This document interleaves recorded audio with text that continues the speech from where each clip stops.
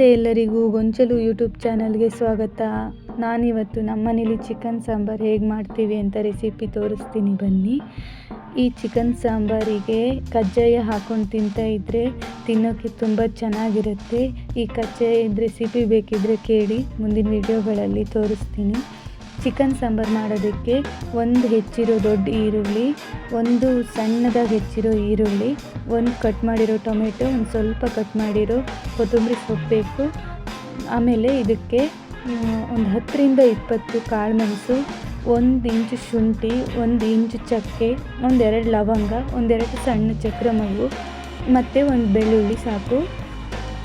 ಇದಾದಮೇಲೆ stove on ಮಾಡಿಕೊಂಡು ಒಂದು ಸಣ್ಣ ಬಾಣಲೆ ಇಟ್ಟು 1 ಸ್ಪೂನ್ ಕೊಬ್ಬರಿ ಎಣ್ಣೆ ಹಾಕಿ, ಕೊಬ್ಬರಿ ಎಣ್ಣೆ ಚೆನ್ನಾಗಿ ಕಾದ ನಂತರ ಅದಕ್ಕೆ ಎಲ್ಲ ರೆಡಿ ಮಾಡಿ ಇಟ್ಕೊಂಡಿರಿದ್ವಲ್ಲ ಅದಿಷ್ಟು ಮಸಾಲೆ ಹಾಕಿ ಚೆನ್ನಾಗಿ ಹುರ್ಕೋಬೇಕು.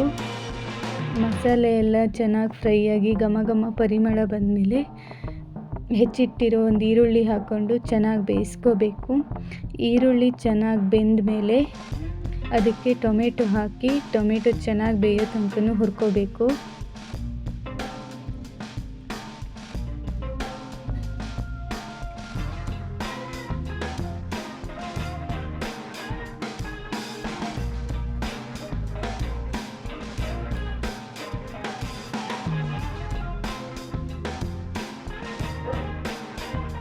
ಈಗೆಲ್ಲ ಚೆನ್ನಾಗಿ ಫ್ರೈ ಆಗಿದೆ.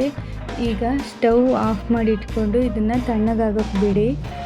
ಇದು ಸ್ವಲ್ಪ ತಣ್ಣಗಾದ್ಮೇಲೆ ಇದಕ್ಕೆ 1 ಚಮಚ ಖಾರದ ಪುಡಿ, 1-2 ಚಮಚ ಧನಿಯಾ ಪುಡಿ, 1 ಅರ್ಧ ಚಮಚ ಅರಿಶಿಣ ಪುಡಿ, 1-4-5 ಪೀಸ್ ವಾಟೆ ಹುಳಿ ಹಾಕಿ ಒಂದು ಮಿಕ್ಸಿ ಜಾರಿಗೆ 1 ಕಡಿ ಕಾಯಿ ಅದಿಷ್ಟು ಮಸಾಲೆ ಸೇರಿಸಿ ಒಂದು ಸ್ವಲ್ಪ ನೀರು ಹಾಕ್ಕೊಂಡು ರುಬ್ಕೋಬೇಕು.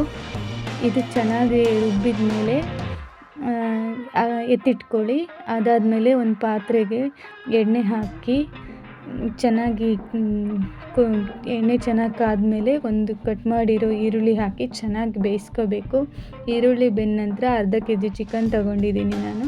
ಅದನ್ನು ತೊಳೆದು ಹಾಕಿ ಚೆನ್ನಾಗಿ ಫ್ರೈ ಮಾಡಿಕೊಂಡು ಒಂದು ಸ್ವಲ್ಪ ಫ್ರೈ ಆದಮೇಲೆ ಒಂದು ಪ್ಲೇಟ್ ಮುಚ್ಚಿ ಒಂದು 4ರಿಂದ 5 ನಿಮಿಷ ಚೆನ್ನಾಗಿ ಬೇಯಿಸಬೇಕು. ಈಗ ಚೆನ್ನಾಗಿ ಬೆಂದಿದೆ ಚಿಕನ್ನು. ಈಗ ಎಲ್ಲ ಚಿಕನ್ ಚೆನ್ನಾಗಿ ಬೆಂದಿದೆಯಾ ನೋಡಿಕೊಂಡು ರುಬ್ಬಿಟ್ಟಿರೋ ಮಸಾಲೆನ ಹಾಕ್ಕೋಬೇಕು. ಅದಕ್ಕೆ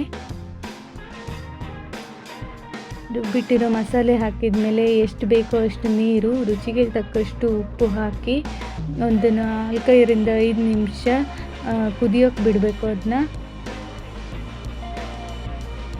ಇವಾಗ ಚೆನ್ನಾಗಿ ಕುದ್ದಿದೆ ಚಿಕನ್ ಸಾಂಬಾರು.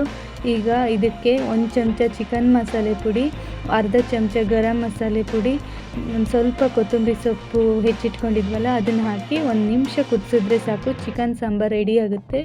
ಇದನ್ನು ಕಜ್ಜಾಯ ಜೊತೆ ಸರ್ವ್ ಮಾಡಿಕೊಂಡು ತಿಂತಾ ಇದ್ದರೆ ತುಂಬ ಟೇಸ್ಟಿಯಾಗಿರುತ್ತೆ. ಯಾರ್ಯಾರಿಗೆ ಕಜ್ಜಾಯದ ರೆಸಿಪಿ ಬೇಕು ಕಮೆಂಟ್ ಮಾಡಿ, ಅವರಿಗೆ ನಾನು ಕಜ್ಜಾಯದ ರೆಸಿಪಿ ಹೇಗೆ ಅಂತ ತೋರಿಸ್ತೀನಿ.